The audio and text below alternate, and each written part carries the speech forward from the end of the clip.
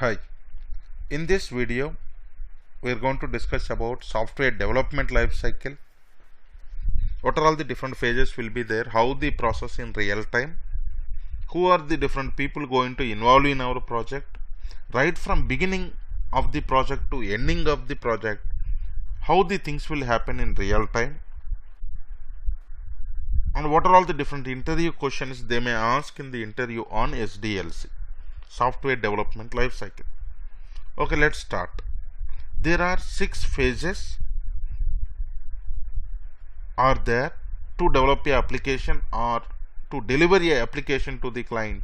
Every company, every manager or every client should follow these all 6 phases. Those are requirements, analysis, design, coding, testing, delivery and maintenance. Now clearly we will discuss about all these 6 phases, what is going to happen in real time, how the things will happen. The first one is requirement phase. In the previous video we have seen what is requirement, who is giving the requirement, what is the importance of understanding the requirement for tester. We have seen. Requirements phase, we are going to talk about how to gather the requirements from the customer. Before that, how we are going to get the projects from the different customers, any company. Every company, sales team will be there. Their job is to talk to the customer, understand their requirement and giving it to the bidding teams. The bidding team job is to, high level they need to understand the customer and their expectations. They need to give the bidding to the customer and get it approved by the customer. And then we are going to get a project from the particular client. And then these all phases will be started. So requirements phase, what will happen is the business analyst, the project manager, a test manager or test lead, high level management is going to identify all of them and they will go to the client location and they are going to gather the requirements from the customer. They are going to understand the challenges in those requirements. Once they gathered all those requirements, they come back to the company. They will start, the business analyst will start preparing the business requirement specification document. He will try to put each and every requirement given by the customer and he will send the document to the customer back. Then client will verify client will verify or customer will verify whatever the requirements given by him or he or she, everything is covered or not. If everything is okay, then well and good. If something is missing, then client will update to the BA to include all of them into the document. So once client approves the requirement document, then requirements phase is completed. So output in the requirements phase is either it will be a business requirement document or SRS, software requirement document, functional requirement document or business document, business design document. So different companies may call it as a different names, but obviously all of these documents are having all of these documents are having requirements. Okay, this is something is going to happen in the requirements phase. Output in the requirements phase is requirement document. Well, the next phase is analysis phase. In this phase, we are going to discuss about feasibility study. Whatever the budget given by the bidding team, is it feasible to develop the application and test the application and deliver it to the customer? Whatever the challenges we are having, are we able to complete this project on time or not? Or if it is going to take more time or more budget, then immediately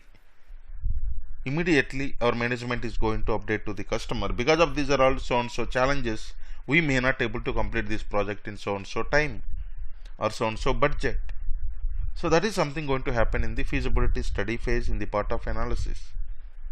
The next one is they are going to select the technology and environment. Which technologies we have to use, which database we have to use, what is the development language we need to use, what are the servers we are going to use, what are all the different tools required for us. These are all things they are going to find out in the selection of technology and environment section. The next one is team building. So the project manager and development lead, test lead, they understood how much challenge is there. Based on that, they are going to identify how many number of people are required for the development and testing. They are going to identify the team. So that team, they are going to build the team. If they are having their own people on the bench in the inside of the company, then they will take it from the bench and they will allocate it to the project. If they don't have any bench resources is something like the company recruited some people, but they are not allocated with any project. These people we are calling on bench. So that is what going to happen in team building. Next, the requirement analysis. So each and every team, once team building is completed, everybody need to understand the requirements. Then business analyst will explain each and every requirement to the entire team. Team includes development team, testing team, architects team, database team, servers team, or deployment team, anybody.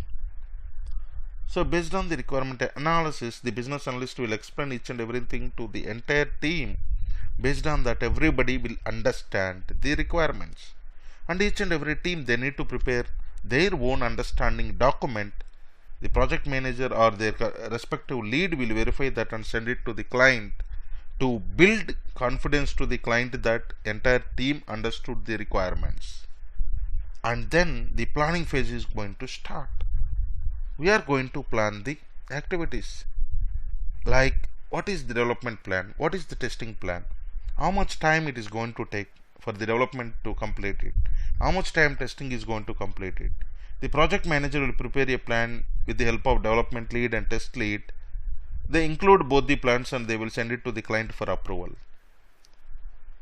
So based on the concerns raised by the customer, our team will update accordingly until we get the sign off, until we get the approval from the customer. So these are all the things going to happen in the analysis phase. Next phase is design phase. Here more of architects people are going to involve here. Once they understood the requirements, they will think on what is the design of our entire project, how we need to design. They are going to develop some documents, high level design document and low level design documents with the help of UML, Unified Modeling Language. So they are going to design the entire architecture of the project. So that is the job of a architects team in the design phase. After design phase, we are moving into the coding phase. In the coding, the development people are going to involve here. They will understood the framework or architecture designed by the architects. They need to understand and they need to develop the coding for our application based on the requirement document. They will start coding. They will start developing the programs. They will start designing the UI part of our entire application. So that is the job they are going to do in the coding phase. So far we have seen requirements phase, analysis phase, design phase, coding phase.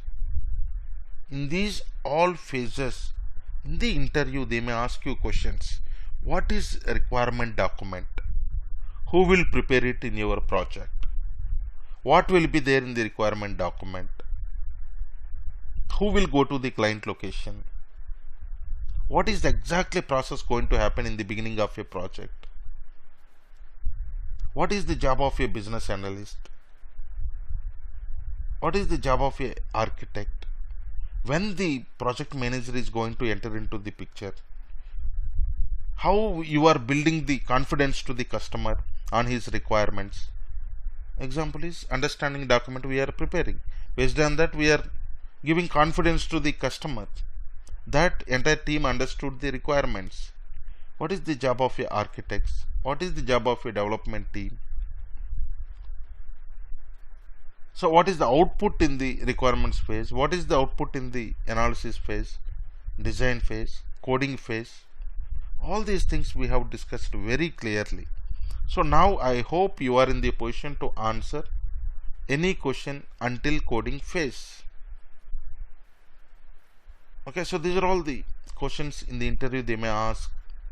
You should be in the position to answer each and every question. Okay, so in the next video we will discuss about testing phase. Thank you so much.